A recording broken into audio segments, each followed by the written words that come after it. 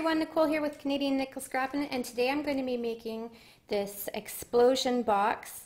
I made this one a couple years ago for my husband for Father's Day, and when you open it up, it explodes with all your family photos, your images that you cut out, and any journaling you may want to do.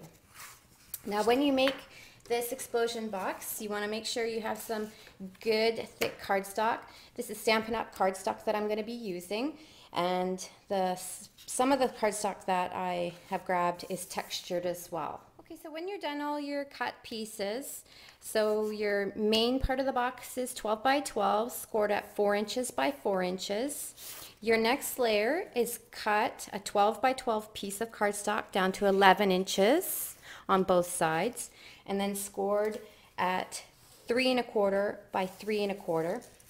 And then your next layer is cut at 10 inches by 10 inches and then scored at 3 1/2 by 3 1/2. And then what I also did was I cut and scored the lid, which is an 8 by 8 cut, and scored at 2 inches by 2 inches. Okay, so now we're going to cut out the squares on the outside, and you've already scored at 4 inches by 4 inches. This is the outer layer of the box. And I'm just using my really small cutter here. And if you have textured paper like I do, it's a good idea to maybe flip it over so you can see the score lines a bit better. So then you just want to line it up and just kind of push it along until you get to your edge, because you don't want to cut beyond that score line. And then just flip it over, and we're going to cut this piece out so that it ends up cut out. Now I've gone and cut out all the corner pieces from my explosion box, and I'm left with this layered paper. And when you cut out all your corner pieces, you're left with all these scrap pieces, and it's great because then you can color coordinate and layer when it comes to decorating your explosion box. So here's the base of my explosion box, and what I've decided to do was rummage through my scrap bin and pick out colors to spruce it up and make it bright and fun. And I cut a 1/4 inch down. These are cut at 4 inches, so I cut at 3 3/4 for the scrap paper.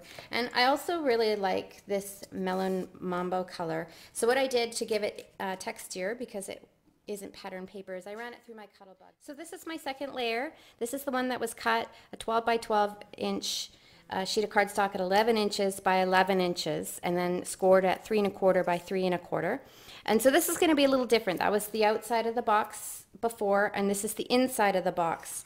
So when you look at it, it'll be like that. So I've got the textured paper facing upward, whereas on here I had it facing at the bottom. So here's the inside of the base of the explosion box. So that's what it looks like on the outside.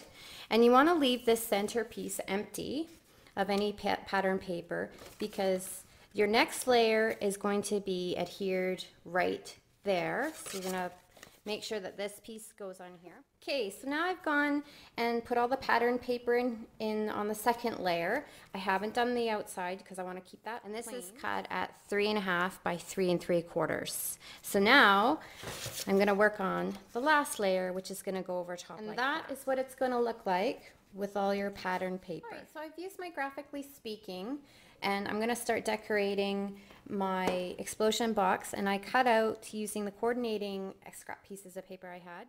So here's the base of my explosion box, and I've put on a photo of my mom and I together, and here's the you and me that I cut from the Graphically Speaking, and I'm going to just put it on this piece of cardstock. I grabbed this from my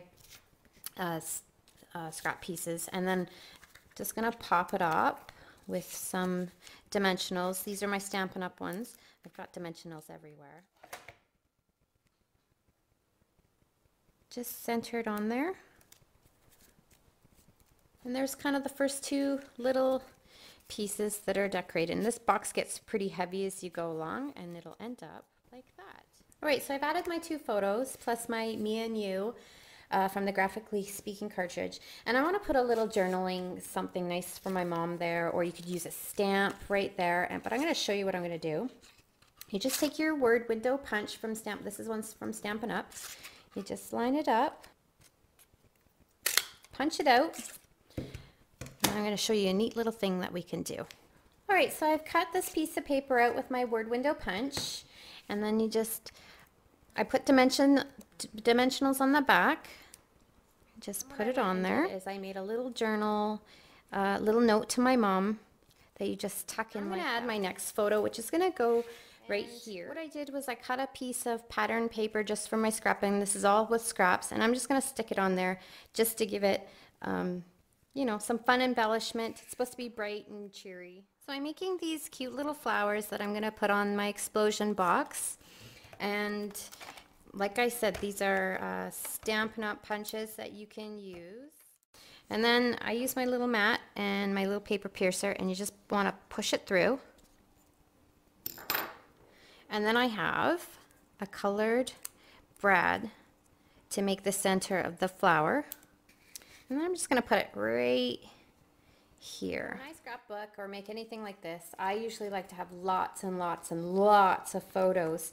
And there's just not always enough room. So in the way that I cheat is I will use my circle punches to pop out the photo of my family member that I'd like to put in there. And that way I can get all three of my kids, even though these are different pictures, into one little tiny space like this. So now I have my 3 layers of the explosion box ready to take your box. So this is the second layer.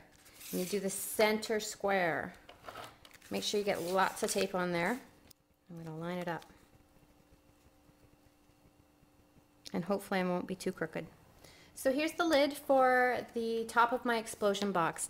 It's cut at 8 inches by 8 inches, and then you score again by 2 inches by 2 inches. Then you just want to go ahead and fold that over and just use your bone folder to make a nice tight crease.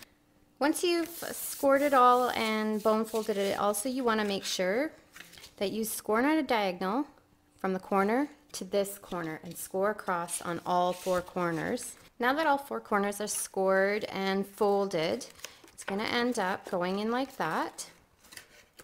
So now we need to apply the adhesive to hold on to the top of your box. The top of the box is 4 inches by 4 inches, and when you want to decorate it, you just want to again cut that layer 1/4 inch down of any of the designer paper or whatever it is that however you're decorating. So I just run this piece through my Cuddle Bug through the spots and dots embossing folder. So now I've got my explosion box all done. So you want to just pull in all the pieces. Do your best to hold them because they'll fall and wiggle everywhere. Take your box lid. Remember, it's supposed to be a nice snug fit. Just slide it on. There's the top of your box, the sides of the box, and then when you lift it open, told you it's going to be snug, it explodes. And in there, I will be sticking a little gift that I bought for my mom when we were down in the Grand Canyon. And I'll just be tucking it in there so that when it all explodes open with pictures of her family, she'll have a nice little gift to open as well. Thanks for watching, and I really hope you enjoyed this great Mother's Day gift. It's a lot of fun to make, and the great thing is you get to use a lot of your fun things that you love to craft with. Thanks for watching, and have a great day. Mamma mia, here I go again.